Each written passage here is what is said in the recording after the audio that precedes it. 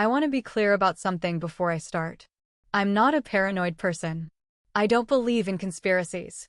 I don't check under hotel beds. I'm a 31-year-old project manager from Portland, Oregon, and until 8 months ago, I thought people who swept Airbnbs for cameras were being dramatic. I don't think that anymore. This happened in March. I was traveling alone to Savannah, Georgia for a work conference, 3 nights, Thursday through Sunday. My company had a hotel block at a Marriott downtown, but I hate hotels the way some people hate flying. That anonymous compressed feeling, the ice machine down the hall, the art bolted to the wall. I'd been using Airbnb for work trips for 4 years without a single issue. I had a whole system. I filtered for Superhosts. I read every review. I checked response rates. For years, probably 30 stays. Nothing. The listing for the Savannah place had 112 reviews and a 4.97 rating. It was a restored carriage house in the historic district, exposed brick, original hardwood floors, a little courtyard with a fountain.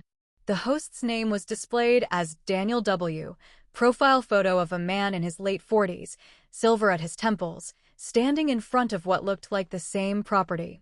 Superhost badge. Member since 2016. The reviews said things like Daniel is incredibly attentive and felt completely at home, and the most beautiful space we've stayed in, and Daniel checked in personally to make sure everything was perfect. I read those reviews and felt good. I booked it. I arrived Thursday evening and the lockbox code worked and the place was exactly as advertised. Better, honestly. The exposed brick, the high ceilings, the little courtyard visible through French doors. There was a handwritten welcome note on the kitchen counter next to a bottle of local wine, the kind of touch that makes you feel like a guest rather than a transaction. The note said, "Welcome, Sarah. Make yourself completely at home. I'm nearby if you need anything at all. Daniel." I noticed the smoke detector in the bedroom was positioned oddly. I almost didn't register it. I was rolling my suitcase toward the closet, and I glanced up and the smoke detector on the ceiling was slightly off-center from where you'd expect it, mounted closer to the wall above the bed than the center of the room, and angled fractionally downward. Which smoke detectors don't need to be. They detect smoke. Smoke rises. There's no directional logic to angling one downward. I stood and looked at it and felt something that wasn't quite a thought yet, more like a pressure behind my eyes. I want to tell you I acted immediately. I didn't. I stood there for about 30 seconds and then I talked myself out of it. Off-center smoke detector. Okay. Old buildings have quirky installations. The previous tenant probably moved it. Whoever installed it probably had a reason. I was tired from traveling and I was being paranoid, and the reviews had 112 people who'd stayed in this exact room and none of them had said anything, and a 4.97 rating and a Superhost badge and a handwritten note with wine, and I was being paranoid. I made myself dinner and drank some of the wine and watched something on my laptop and went to sleep. In the morning, I looked at the smoke detector again. I want to explain the angle more precisely because it matters. If you stand in the bedroom doorway and look at the bed, the smoke detector is positioned so that its face, the part with the sensor opening, is aimed at roughly the center of the bed. Not at the ceiling. Not at the room. At the bed. I'm an adult woman who has looked at a lot of smoke detectors, and I know what they look like when they're doing their job, and this one was doing something else. I got on my laptop. I searched how to tell if smoke detector is a hidden camera. I followed the instructions. I turned off every light in the room and I held my phone camera up toward the detector, and I looked for the infrared light that cameras emit and can't filter, the kind that shows up on phone cameras but not human eyes. My phone screen showed the detector, and it showed a tiny, clear, unmistakable red dot pulsing in the dark. I sat down on the floor. I don't remember deciding to sit. I was standing, and then I was on the floor with my back against the bed and my phone in my lap, and I was looking at the ceiling, and there was a man named Daniel who was nearby if I needed anything at all, and he had been watching me sleep. My first clear thought was about the night before. I had changed clothes in that room. I had gotten ready for bed in that room. I thought about everything I had done in that room in the assumption of privacy, and the thoughts arrived one after another like something falling downstairs. each one worse than the last, and I was on the floor for a while before I could do anything useful. I called Airbnb. I want to be fair to them and say the first representative I reached was genuinely helpful. She escalated immediately, and a trust and safety person called me back within 20 minutes, and they refunded my stay and told me to contact local police and said they were suspending the listing pending investigation. She sounded appropriately horrified. She asked if I was okay. I said I was fine, which was not true, but I said it automatically the way women do. I called the Savannah Police Department. An officer came to the unit, young, professional, a woman named Officer Tasker, who had clearly handled this before, which itself was both comforting and depressing. She photographed the device and removed it and told me I'd be contacted by a detective. She told me not to touch anything else in the unit. She told me I'd need to find alternate accommodation. She told me, before she left, that I should know there was a second device. I asked her where. She said the bathroom. I hadn't looked in the bathroom. I left the carriage house with my suitcase and I sat in a coffee shop for 2 hours before I could think clearly enough to book another room, a hotel room this time, the Marriott with the conference block where I should have stayed from the beginning. I sat with a coffee going cold in front of me and I thought about Daniel W. and his 112 reviews and his Superhost badge, and I thought about all the people who had written things like Daniel is incredibly attentive without knowing what that meant. I was in that coffee shop when I got the text message from a number I didn't recognize. It said, "You shouldn't have called the police, Sarah." I looked at the message on my phone and the noise of the coffee shop, the espresso machine, the conversations, the music, went completely silent the way sounds do when your body decides that every resource needs to go somewhere else. He had my phone number, which meant he had something with my phone number on it. The Airbnb booking. He had my booking information. He knew my name, my number, the dates I was staying. He'd read the same confirmation email I had. I called Officer Tasker. She told me to screenshot the message, not to respond, and that she was going to contact me shortly. She called back in 40 minutes and told me that a detective named Okafor was now handling the case and would be in touch. She told me they were working on identifying the number the text came from. She told me to be aware of my surroundings. She said this carefully, the way you say something you need to say without causing panic, and it caused panic. I went to the hotel. I checked in. I got to my room and I locked the door, and I did not open it for 6 hours except to take a food delivery left outside. I told my company contact I was unwell and couldn't make the conference sessions. I sat on the hotel bed and I searched for Daniel W. on every platform I could think of and found nothing useful. The Airbnb profile had already been taken down.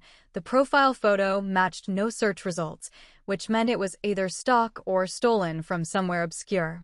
I searched the address of the carriage house and found it listed under a property management LLC whose registered agent was a name I'd never find, a name like a door that opens onto another door. Detective Okafor called at 7 that evening. He told me they'd traced the number to a prepaid phone purchased with cash, that this was unfortunately common and difficult to trace quickly, but that they were pursuing other avenues. He told me the devices recovered from the carriage house were commercial grade with wireless transmission capability, meaning the footage was being streamed or uploaded somewhere, not stored locally.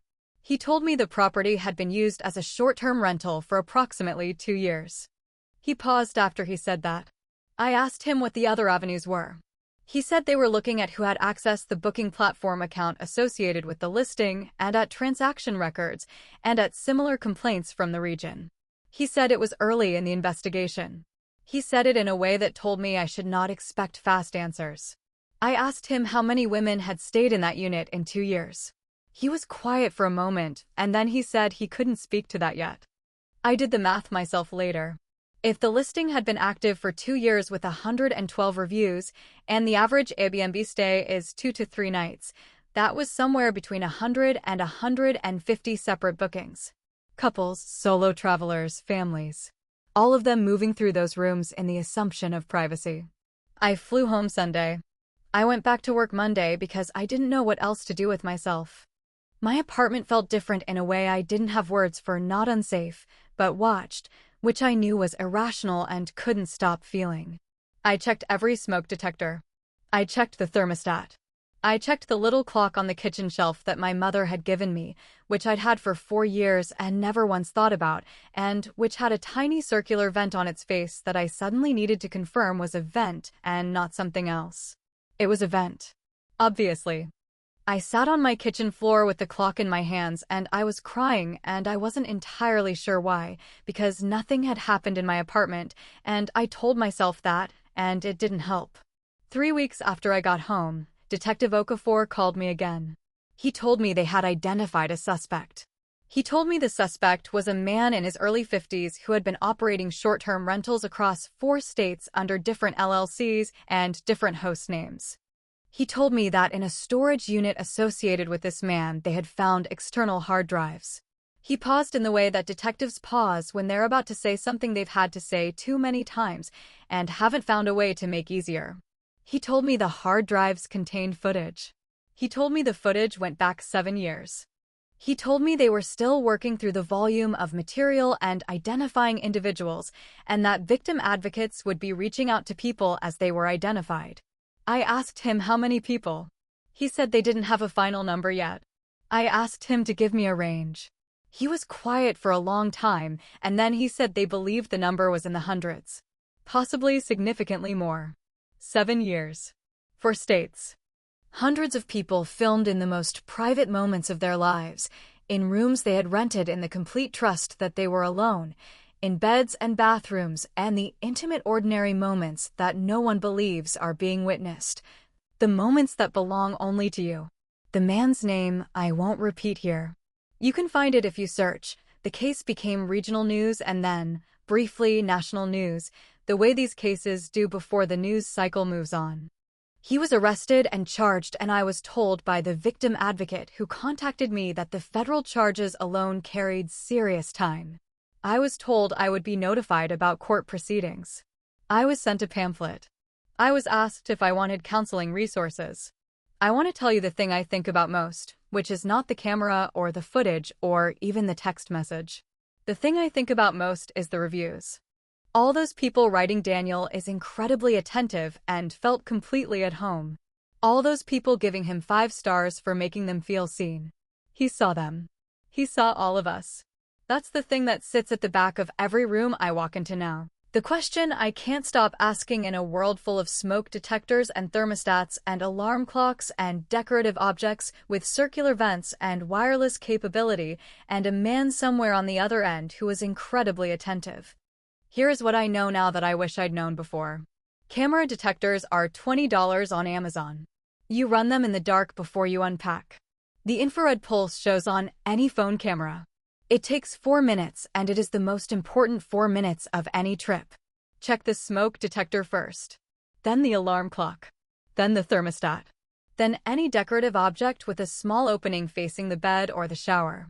If something is angled toward you instead of away from you, trust that feeling before you talk yourself out of it.